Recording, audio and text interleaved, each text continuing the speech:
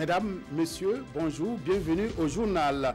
Plaidoyer pour une augmentation sensible du budget alloué à la nutrition au Burkina. Il est fait par le réseau des parlementaires qui souhaitent que l'enveloppe actuelle des milliards de francs CFA soit triplée pour vaincre le fléau de la malnutrition.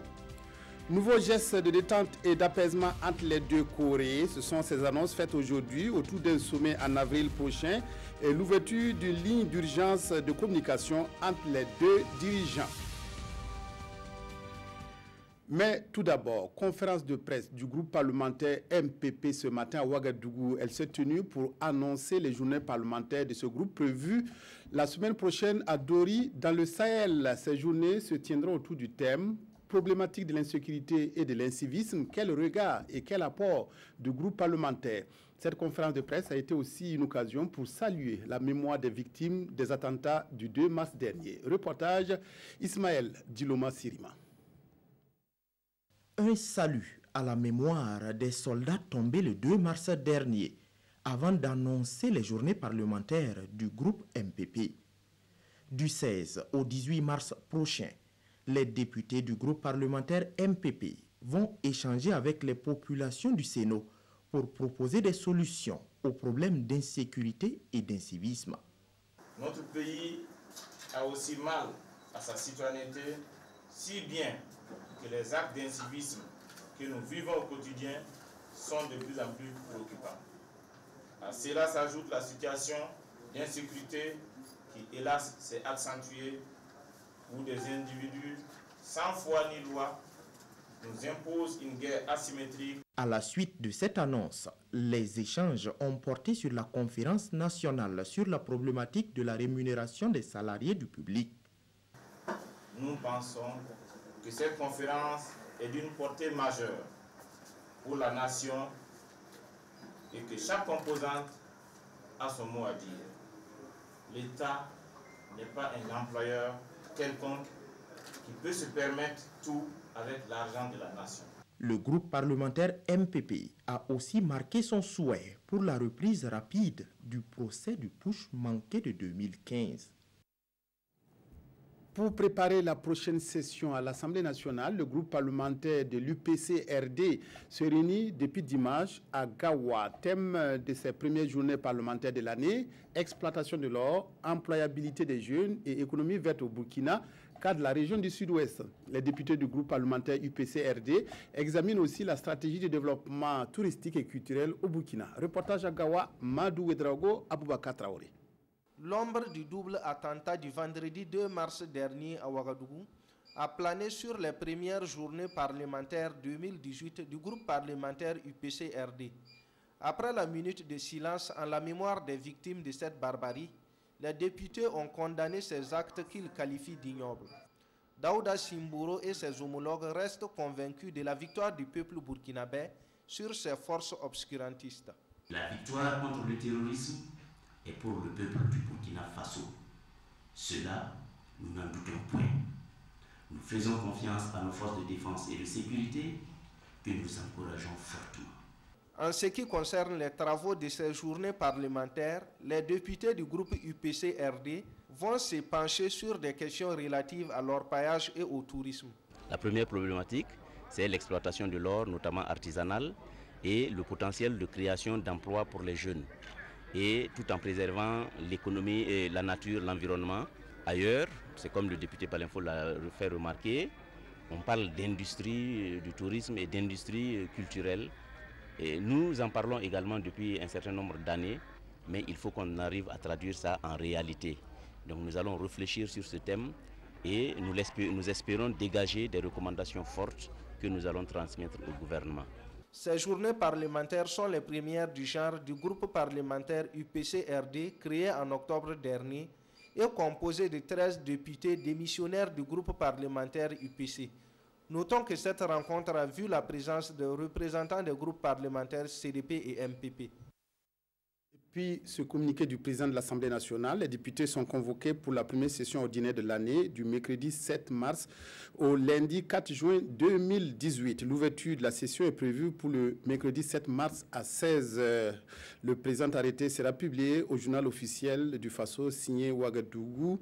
Donc, le président de l'Assemblée nationale, Alassane Bala Sakandé. Nous restons toujours dans les couloirs de l'Assemblée nationale. Le nouveau plaidoyer pour la nutrition pour le réseau des parlementaires pour la sécurité nutritionnelle. La rencontre qui se tient depuis ce matin est destinée à élaborer un document de plaidoyer en vue de l'augmentation du budget alloué à la nutrition. L'enveloppe actuelle est estimée à 1 milliard de francs CFA et les parlementaires souhaitent qu'elle soit triplée. Les députés proposent aussi la détaxation des produits entrant dans le cadre du traitement de la malnutrition. Roger Kam, Zadissa Sanfo, précision.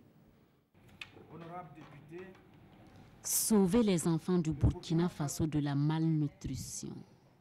C'est le combat que ces députés membres du réseau des parlementaires pour la sécurité nutritionnelle mènent.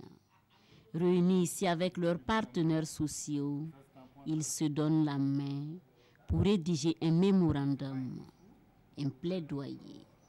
Ces députés prônent l'augmentation du budget alloué au secteur de la nutrition et la détaxation des produits entrant dans la prévention et le traitement de la malnutrition. Seul gage pour eux de vaincre ce mal. Le financement au niveau de la nutrition est un financement beaucoup plus extérieur. Il n'y a que des partenaires techniques et financiers qui financent la nutrition. L'État fait des efforts, mais nous souhaiterons que les financements domestiques soient beaucoup plus accentués, parce que de plus en plus, nous savons que les financements extérieurs s'amenuisent. L'autre chose, la détaxation, c'est une loi. Et vous savez, comme c'est le Parlement qui vote les lois, si nous arrivons à élaborer un bon document de plaidoyer, soit le gouvernement porte un projet de loi pour venir à l'Assemblée, soit les députés vont porter une proposition de loi pour la détaxation donc, des intrants. Pour le ministère en charge de la Santé, c'est un accompagnement qui tombe à pic. La malnutrition sévit toujours au Burkina Faso et elle est toujours sévère. La malnutrition chronique surtout a une prévalence encore élevée qui s'établit à plus de 20% chez les enfants de moins de 5 ans. Et nous avons aussi les autres types de malnutrition, la malnutrition aiguë, l'insuffisance pondérale qui sont aussi à des niveaux élevés par rapport au seuil critique que l'OMS a fixé. C'est 1 milliard de francs CFA qui a été alloué au secteur de la nutrition en 2017. Pour 2018, ce sera 1,5 milliard de francs CFA. Et ces parlementaires espèrent peser de tout leur poids pour que ce budget atteigne 3 milliards de francs CFA. Poursuite des bilans des différents cadres de dialogue mis en place pour suivre l'exécution du PNDS. Le cadre de dialogue santé s'est retrouvé hier à Ouagadougou pour analyser et critiquer le bilan atteint qui fait état de 75% de taux d'exécution. Des actions sont envisagées pour que cette année puisse voir la mise en œuvre de la fonction publique hospitalière et la gratuité de la planification familiale. Jean-Eudes Bayala, Zalissa Sanfo. C'est une revue annuelle du cadre sectoriel de dialogue, secteur de la santé. Un moment d'introspection pour analyser et critiquer les résultats atteints. En 2017, le ministère affiche un taux d'exécution des activités de 78%. La gratuité en cours. Nous avons acquis tout ce qu'il faut pour parer à la future ou au risque de famine qui risque de survenir d'ici juin. Donc les intrants nutritionnels pour pouvoir permettre de prendre en charge la malnutrition si ça survient des enfants, c'est déjà prêt. La lutte contre les mutilations génitales féminines, la lutte contre le mariage des enfants, tous les secteurs se sont activés à avancer. En 2018, les indicateurs doivent être ouverts. Et pour y arriver, les priorités sont déjà identifiées. Les priorités de 2018, c'est essentiellement la mise en œuvre de la loi sur la fonction publique hospitalière. Deuxièmement, c'est le développement de tous les projets d'infrastructures sanitaires. Troisièmement, c'est la garantie de la sécurité sanitaire. Et surtout, de la sécurité alimentaire. Et enfin, il y a une mesure phare qu'on attend, c'est la déclaration aussi de la gratuité de la planification familiale. Le cadre sectoriel de dialogue secteur de la santé a pour mission de contribuer à la mise en œuvre de l'axe stratégique 2 du PNDS, qui est le développement du capital humain. Il avait annoncé lors de sa traditionnelle fête du Nabaska, le Lalé Naba Tigré a remis une ambulance médicalisée, des matelas et des vivres au centre hospitalier universitaire Yalagado Ouedraogo. Une première étape dans une démarche qui devrait embrasser toutes les provinces du Burkina. Le geste du Lalé Naba vient ainsi améliorer la prise en charge des malades dans ce CHU. Adama Giti, Sanoa, Christine Koulibaly. Participer à l'amélioration des indicateurs de santé au Burkina Faso, le Lalé Naba Tigré ajoute une corde à son arc. En effet, l'homme qui célèbre cette année le 28e anniversaire de son règne s'engage avec le soutien de ses partenaires à doter toutes les 45 provinces d'ambulances. Cette ambulance médicalisée est la deuxième après celle de Tchébélé le 3 janvier dernier. Nous sommes tous des potentiels utilisateurs de ces ambulances. Personne ne sait quel jour il aura besoin d'une ambulance pour le transporter de la rue ou de son domicile ou de son service. Si nous ne mettons pas vraiment à la disposition de ces professionnels de la santé les moyens matériels, les moyens financiers, les moyens de toute nature, un jour, c'est nous-mêmes qui allons regretter de ne l'avoir pas fait au moment où il le fallait. Quand même les hôpitaux, il manque de médicaments, il manque de matériel, il manque de transport pour amener les malades rapidement. Je demande à tout un chacun qu'il puisse faire autant selon chacun ses moyens, quoi. Cette ambulance vient porter à 3 le nombre des ambulances dont dispose le centre hospitalier universitaire Yalgado Ouedraogo. À elle s'ajoutent 50 matelas, 2 tonnes de vivres et une enveloppe financière pour la prise en charge des blessés des événements du 2 mars dernier et une autre pour les familles des victimes. Pour les autorités sanitaires, aucun engagement citoyen n'est de trop pour une meilleure prise en charge des populations. Vous voyez que la maternité Yalgado a été fermée pour désinfection. Au passage, vous avez vu tous les matelas de cette maternité qui ont été mis hors d'état de service. Et ce don de matelas vient soulager l'hôpital qui va remplacer tout cet équipement devenu obsolète.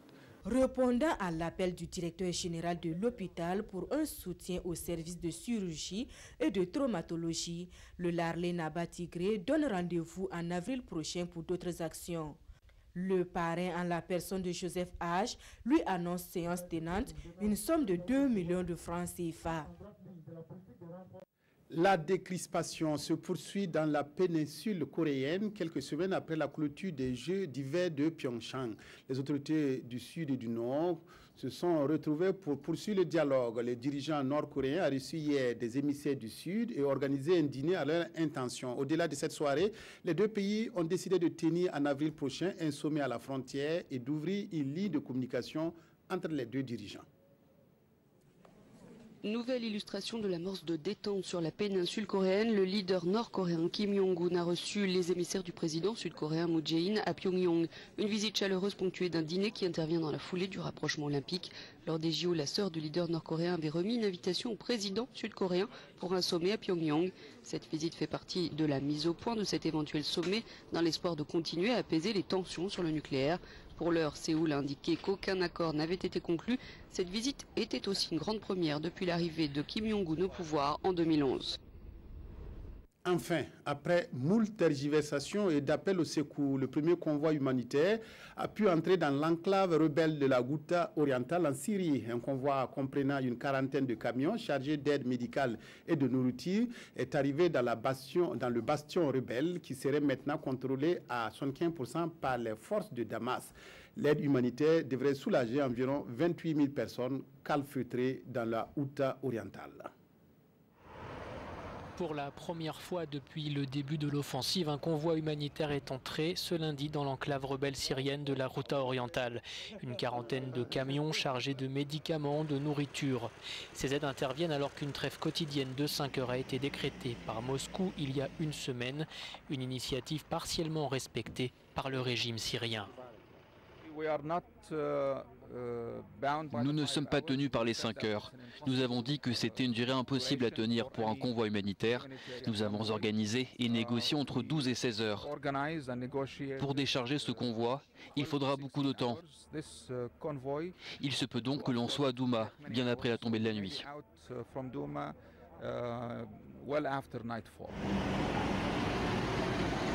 Malheureusement, en fin de journée, l'acharnement militaire du régime a repris ses droits. D'intenses bombardements sur la ville de Douma ont contraint le convoi à abréger sa mission avant d'avoir pu livrer toutes les aides aux habitants de cette enclave rebelle. Une histoire digne de James Bond. 007, l'espion au service de Sa Majesté. Elle s'est passée à 140 km de Londres où un espion russe et sa compagne ont été retrouvés sur un banc public agonisant. Ils venaient de quitter un restaurant où ils avaient mangé. L'homme avait été condamné en 2006 en Russie pour espionnage au profit du Royaume-Uni. Il avait été condamné en 2006 à 13 ans de prison par un tribunal russe pour espionnage au profit du Royaume-Uni. L'ex-espion Sergei Skripal se trouve toujours dans un état critique au Royaume-Uni après avoir été retrouvé inanimé dimanche sur un banc à Salisbury. Il pourrait avoir été empoisonné. Les enquêteurs pensent qu'il a été exposé à une substance toxique qu'ils cherchent à identifier. Une décontamination du site a été réalisée. Comme l'explique ce témoin, l'ex-espion se trouvait en compagnie d'une jeune femme qui est également dans un état grave. On avait l'impression qu'elle était morte. Ses jambes étaient raides, ses yeux complètement blancs et grands ouverts. Elle avait de la mousse sur la bouche. L'homme qui était avec elle s'est raidi. Ses bras ont arrêté de bouger, il avait l'air mort. L'ex-espion russe venait de manger dans ce restaurant qui a été fermé par précaution. Cette affaire rappelle la mort de l'ex-agent du renseignement russe Alexandre Litvinenko qui avait fui la Russie pour Londres alors qu'il enquêtait sur d'éventuels liens entre le Kremlin et des réseaux mafieux. Il avait succombé en 2006 à un empoisonnement au polonium.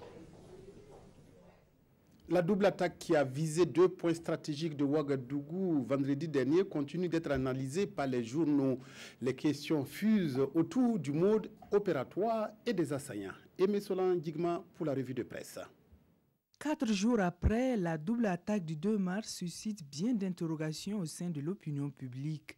Des interrogations relayées par les journaux du jour. Ainsi, comment les assaillants ont-ils fait pour savoir qu'une réunion du G5 Sahel se tenait à l'état-major et de surcroît l'heure et l'endroit précis? Et comment les malfaiteurs ont-ils réussi à se procurer la tenue de nos FDS? Autant de questions qui nécessitent des réponses précises selon le journal de tous les Burkinabés, surtout que la capacité d'infiltration des terroristes n'est pas négligeable. Aujourd'hui, Ofaso note que le mode opératoire de l'attaque contre l'état-major laisse en effet penser aux enquêteurs que les assaillants connaissaient les lieux et qu'ils étaient renseignés sur la tenue d'une réunion de l'état-major burkinabé de la force G5 Sahel. Pour le journal Le Pays, certaines mauvaises pratiques au sein de la Grande Muette sont également en cause à l'image du vol de 400 uniformes en mars 2017. Mais pour les internautes de l'Observateur Palga, eux, ils pointent un doigt accusateur sur l'ensemble de la population. Car pour eux, les assaillants ont séjourné dans des logements que nous leur avons loués ou prêtés. Des Burkinabés leur ont même servi de guide. Ils proposent donc que la population évite de vouloir s'enrichir au prix de la vie des compatriotes et que les promoteurs immobiliers se renseignent suffisamment sur toute personne souhaitant louer leur maison. Car imputer ce problème au FDS, c'est leur faire un faux procès. Quant à l'observateur Palga, lui, il table sur une autre version selon laquelle l'attaque de l'ambassade de France était une pure diversion pour obliger les FDS et alliés à y concentrer l'essentiel de leurs efforts, laissant ainsi libre cours à la seconde équipe d'attaquer l'état-major. Quoi qu'il en soit, ce journal préconise que les autorités politiques Militaires et judiciaires communiquent sur l'identité des assaillants, sans quoi on laisse libre cours à la rumeur, voire à l'intox. C'est tout pour cette édition de 13h sur la RTB. Merci de votre aimable attention. Excellent après-midi à toutes et à tous.